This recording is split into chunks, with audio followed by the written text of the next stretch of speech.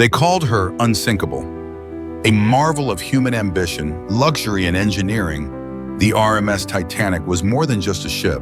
It was a floating dream. Launching into the icy waters of the North Atlantic in 1912, she carried with her not just passengers, but hopes, pride, and promises. Today, more than a century later, we try to remember not just how she sank, but how she lived. In this visual journey, we have taken 90 rare and forgotten photographs, moments frozen in time, and brought them back to life. Through meticulous colorization and animation, we give motion and warmth to the faces of real people, shipbuilders with hands calloused from steel and steam, wide-eyed children exploring grand staircases, proud captains staring toward the future, and families clinging to each other as they boarded what was supposed to be the safest ship in the world. The Titanic was the product of a bold era, an era when men believed they could conquer the seas, where class and wealth dictated more than just your cabin. It defined your fate.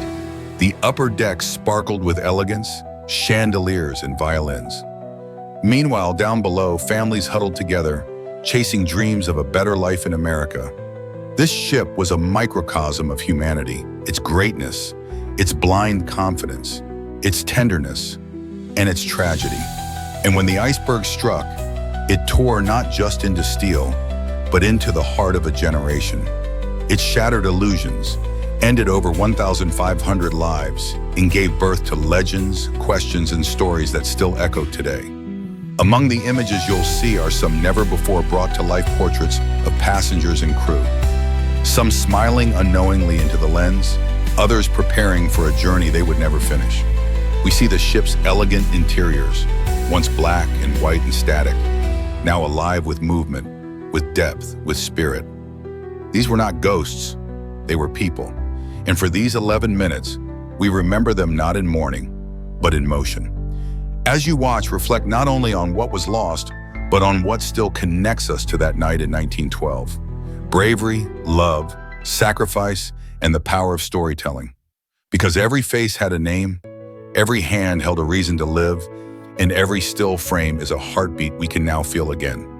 This is more than just a film. It is a visual requiem for those who sailed, a chance to see them, not as victims of a catastrophe, but as humans full of life, dreams, and dignity. Welcome aboard. Let the story of the Titanic live again. Long before her tragic voyage, Titanic began in the heart of Belfast, in the roaring forges and echoing halls of Harland and Wolff shipyards. Over 15,000 workers toiled for more than 2 years to turn blueprints into steel reality. Over 3 million rivets were hammered into place by hand. The hull alone rose nearly 900 feet, larger than any ship that had come before it. This was not just industrial pride, it was national pride.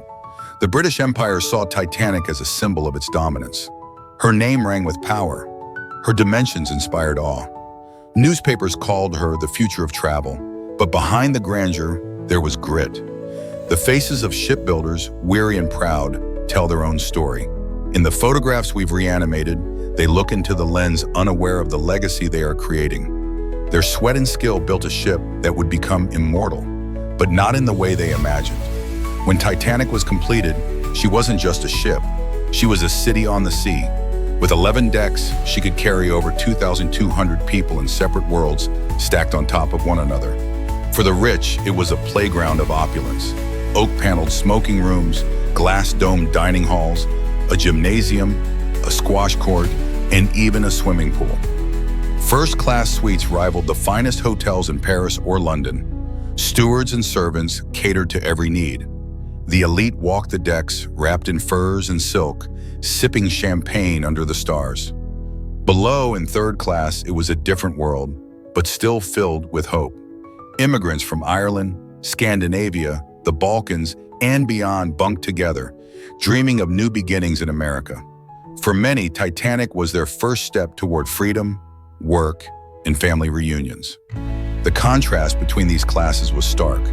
Yet for a brief few days, they shared the same ship, the same ocean, the same fragile future.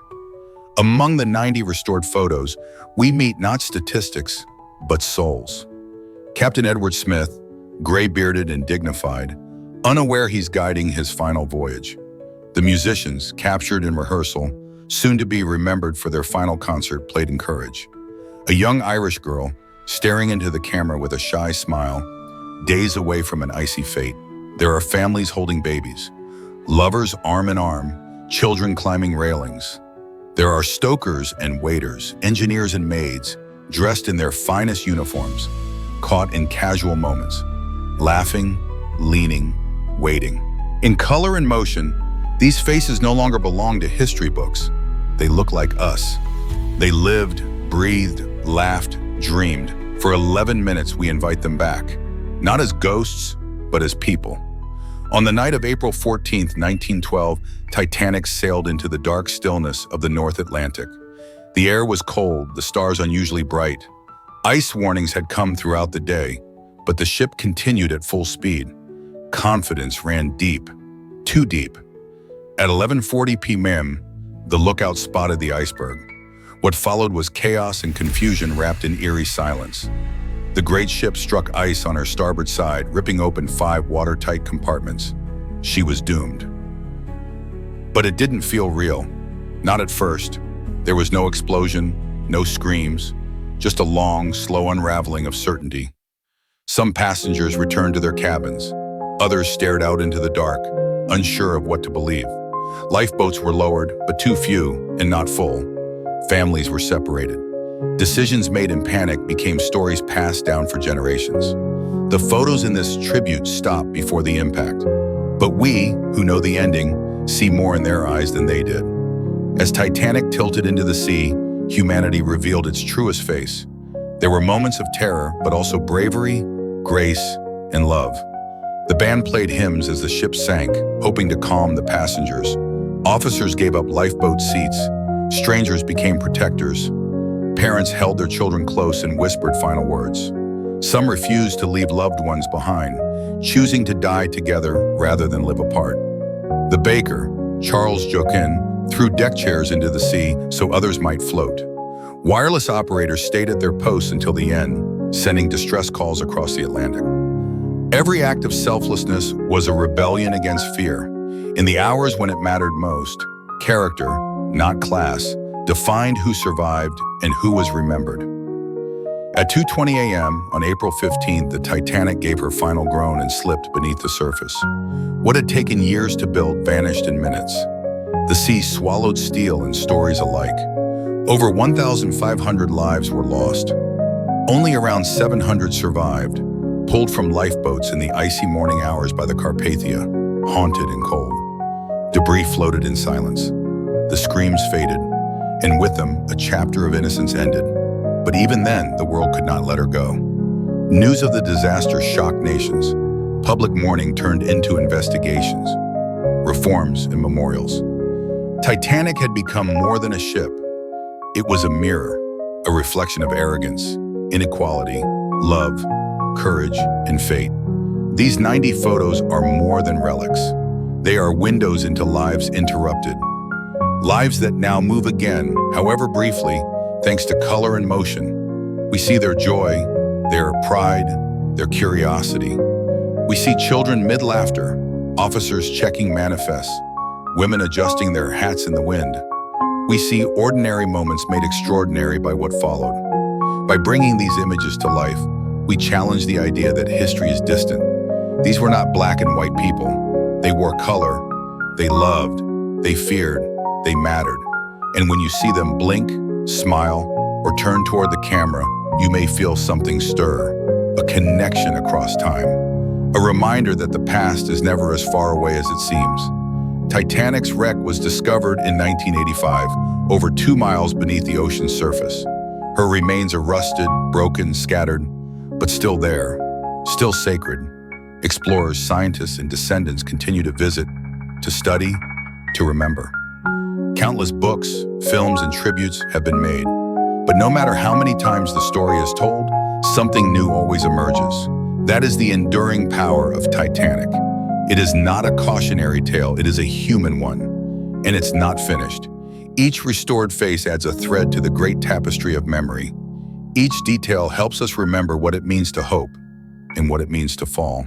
In bringing motion to these images, we do not pretend to change history, but we do seek to honor it, to give breath to those who were lost, to let them walk again, if only for a few seconds, across our screens and into our hearts.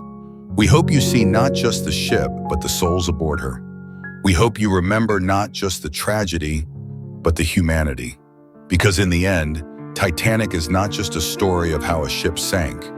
It's a story of how people lived, how they faced the unthinkable, how some survived, and how all of them, in their own way, still sail with us whenever we remember. Welcome aboard. Let their story live again.